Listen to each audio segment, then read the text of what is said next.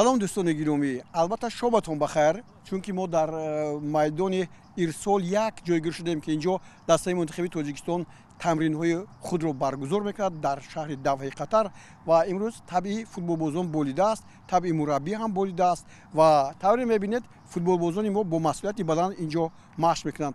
Аммо ҳамон аз ҷониби конфедератсияи футболи осиё ҳамон мамнӯъҳо ҷой доранд. Мо бо футболбозон аз наздик суҳбат карда наметавонем, зеро ки барои ҳамаи инҳо як навъ маҳдудият ҷорӣ шудааст. ва ҳоло ки мо инҷо мебинем, танҳо бо мураббӣ як суҳбати анҷом додем, бо футболбозон иҷозат нест, чунки ҳамагӣ 18 дақиқа вақт дорем. Барои ҳамин биёед якҷоя тамошо мекунем ки инҷо футболбозони мо чӣ гуна машқ мекунанд. ҳаво дар шаҳри давҳаи қатар хеле гарм аст. барои ҳамин ҳам пеш аз тамрини дастаи мунтахиби тоҷикистон ба майдон об пошиданд, то ки шароити мусоҳид фароҳам бошад. Петр Шегерт ҳам ба майдон омад. футболбозон то омадани сармураббӣ бадан гарм мекарданд ва аз худ баъзе машқҳоро ҳам нишон медоданд. ба ғайр аз Амирбек Ҷӯрабоев ки лад бардоштааст, дар майдон ҳама баробар тамрин мекарданд. хуб, ҳоло бибинед Петр Шегерт ба назди мо меояд. ҷаноби Шегерт, шумо аз ин омодагиҳое ки дар Дубай доштед, дар Амурот доштед, қаноатманд ҳастед?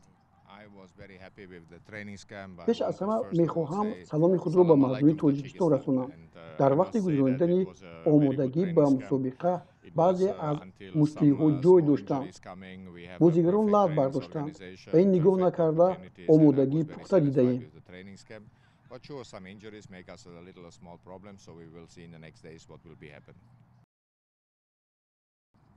ин мушкилиҳо чӣ гуна рафъ мешаванд, яъне он ладхӯриҳое ки футболбозон доштанд? ин осебдидагӣ ниҳоят ҷиддӣ аст. Амирбек Ҷӯрабоев дар бозӣ бо дастаи Гонконг лад бардошт. шояд то бозии аввал ба ҳайат бармегардад. аз ин ҷой гурез нест. ба ҳамаи дастаҳо чунин рух доданаш мумкин аст.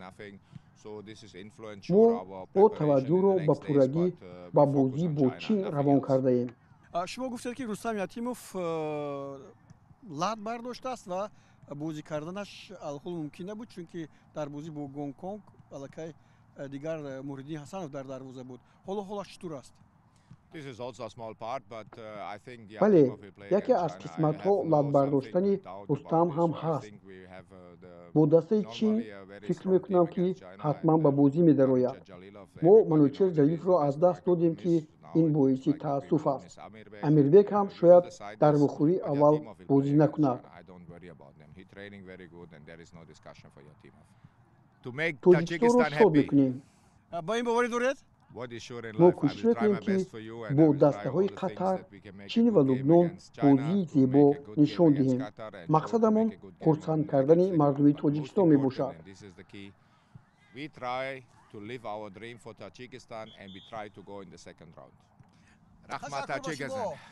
Rahmat Tajikistan! Tajikistan!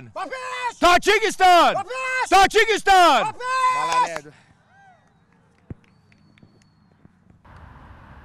бо ҳайати дастаи мунтахиби Тоҷикистон Манучер Ҷалилов ба ин машқҳо омада.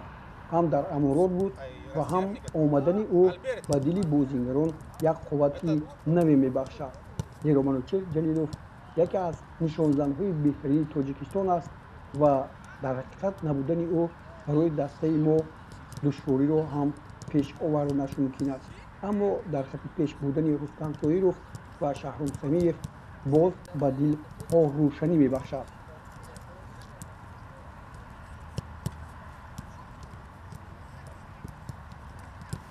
оё дард ба наздикони шумо нороҳатӣ эҷод мекунад?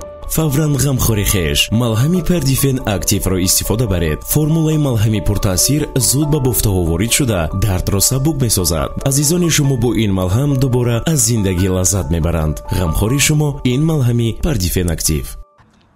салому алайкум, منوچهر جان خوش هستید. خیلی شادم که شما اینجا در قطار فوتبالبازانی که در دسته منتخب تاجیکستان بازی میکنید قرار دارید و این باعث خرسندی مخلصان شما هم خواهد بود، زیرا حملگری که در تاجیکستان امروز رقم 1 بود شما بودید، ولی با ضعف ناراحتی کمی بیمار بودنتون اما شفا یافتید.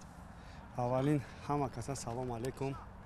یکم اولین من میگویم که فدراسیون فوتبال تاجیکستان тренерский персонал бачаҳо миннатдорам ки барое ки дар вақти қинӣ қатима буданд, падеша карданд, беҳад хурсанд шудам, миннатдор. хайна бо гав занам ки нахестам қайшон омадам дар дуруни бачаҳоям хидмат беҳад хурсанд хуб ҳис мекунам. خب اون کسای بیماری که از شما بود رفت فکر میکنم از تبتون بولیده است ببینم اکی شما نمیدونم تو که خداوند میدونه کی من رفتک نرفتک من همه چیز شکر میکنم. با بچه‌ها هستید. خب بچه‌ها چگونه آماده هستند؟ چند وقت شد شما در دبی هم بودید، در امارات، در ابوظبی هم بودید؟ فکر من بچه‌ها خیلی تیارند. فکر من که امی یکم بازی همه قطعی خیتو بازی واجد میشد که برای که اگر ما نقض بازی کنیم درش انشالله نقض میرود. تشکر زیاد. چون درباره چین گفتید اکنون بیاید درباره گروه ا میگوییم. در اینجا بازی اولمون چین است. شما لکه گفتید باز ما در برابر کدوم دسته میتونیم غلبه کنیم؟ فکر من اگر همین یکم بازی نقض بازی کنیم قطعی قطر خیلی خوب بازی میکنیم، برای که همین یکم بازی گروه های همه بازی واجد همین اگر گروه ایتاب نقض بازی کنیم یکم بازی قطر قطعی همین مدت خطاب اگر نیچه هم کنیم بهت خوب میشد. قطعی لیوان مدت уже خیلی آسان میشود. با لبنان آسان میشود؟ فکر من اگر همین دو بازی خوب بازی کنیم ان شاء الله آسان میشود. بچه‌ها خیلی خوبند، خیلی تیارند. شما فکر میکنید که همین اسلوب بازی دسته از بازی‌های پیشینه خیلی تغییر یافت؟ مثلا با هم دسته منتخب اردن و هم با دسته منتخب پاکستان که نشون دادن، یعنی یک فشار هست، یک پرسینگ هست، یک طرز بازی تماما تغییر یافته است. فکر من خیلی وقتی که همین سه گرد آمد خیلی کماند از بار تاجیکستان پیشروی شده. خیلی همه کسا میبینند، تاجیکستان میبینند، همه جا نشون میدن که خیلی از بار پیشروی کرده است، خیلی رزولت خوب نشون میده.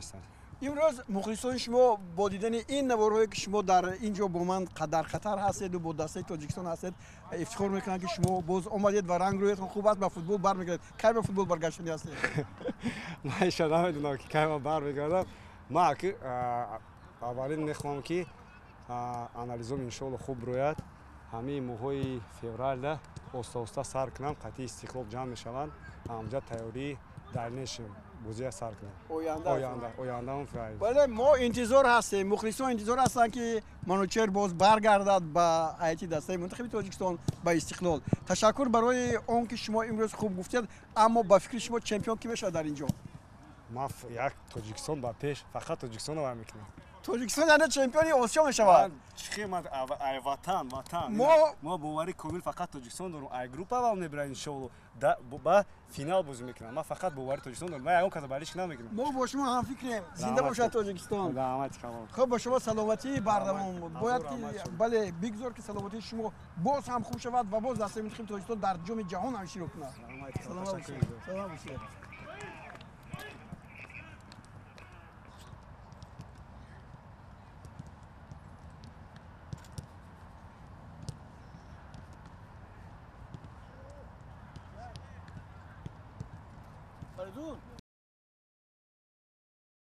خوب میان فوتبال بازان و دسته منتخب تاجیکستان با صلاح‌الدین غفورов رو دریافتیم، دیرکتوری فنی فدراسیون فوتبال تاجیکستان. خوش اومدید به برنامه ما و که صلاح‌الدین پسری بودم که چند روز شد شما با دسته هستید، تابع بچه‌ها چگونه است و چی نویگری‌ها هستند؟ در اینجا در چند روزی که من با بچه‌ها هستم، بچه‌ها با این بازی‌ها تیارند. در اقلیمی که در درون دسته بسیار خوب است و با فکر من از طرف رهبرت فدراسیون فوتبال تاجیکستان همه شرایط مهیا کرده شده بودند و دسته تیار است که یک بازی خوبی شد و با غلبه ها نویل شود. از بازی با دسته چین چی رو دوست داشتید؟ در نزد دسته مقصد گذاشته هستیم که در همه بازی خوب برآمد کنم و در یکم بازی که ما با дастаи чин баромад мекунем мо мехоҳем ки даста ғалаба кунад. чӣ мушкилие шумо мебинед дар баробари дигар дастҳое ки дар гурӯҳи мо ҳастанд аз дастаи тоҷикистон? ба фикрам мушкилиҳо он қадар нестанд ва даста тайёр аст ки бозии хубишон кунад.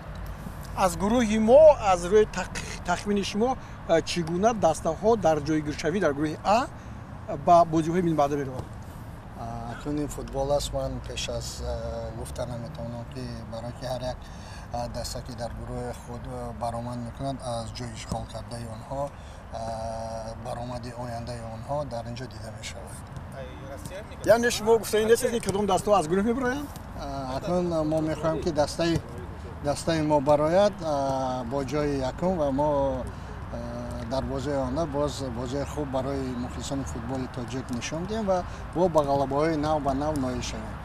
шумо фикр намекард ки аз ҷои якум мегӯед аз ҷои якум барои ба давр дигар гузаштан мушкилтар мешавад, зеро ки дигар дастаҳое ки ҳастанд дар даврҳои минбаъда то чорякфинал масалан ӯзбекистон метавонад бо мо дар баробари мо ҷойгир шавад. чӣ хел ки медонед бисёр давлате ки дар ин ҷо иштирок мекунанд ҳама дастаҳои хуб ҳастанд барои ки ин бозии ниҳоии осиё мебошад ва дар ин ҷо дастаҳои ҳама дастаҳо пурқувватанд. саломат бошед. ман фикр мекунам ки ҳама тоҷикистониён мухлисон имрӯз интизори ғалабаи дастаи мунтахаби тоҷикистон ҳастанд ва баромаданаш аз гурӯҳ ҳастанд. аз гурӯҳ баромадан худ аллакай як таърихи дигаре хоҳад буд барои дастаи мунтахаби тоҷикистон, вале мо аз ин ҳам бештар мехоҳем. мо ҳама коркунони федератсияи мухлисони футболи тоҷикистон мехоҳем ки дастаи мо на танҳо аз ин давр ба даври дигар гузарад ва яке аз ҷойҳои намоёнро дар ин мусобиқот ишғол кунад. саломат бошед. ба ҳамин тартиб рӯзи 13 январ дастаи мунтахаби тоҷикистон дар бозии аввалаш бо дастаи чин вориди рақобат мешавад. дар сурати ғалаба кардан мо аллакай қадаме ба пеш хоҳем гузошт. умеди ҳама дар ҳамин аст ки мо аз ин бозиҳо ба даври бозиҳои оянда бароем. дар ҳамин ҷо барномаи имрӯзаи худро бо ҳамин нияти нек ба поён мерасонем ва умедвор дар ҳақиқат ҳастем ки дастаи мунтахаби тоҷикистон шарафи тоҷикистонро дар бозиҳои ҷоми осиё 2023 хуб ҳимоя мекунад.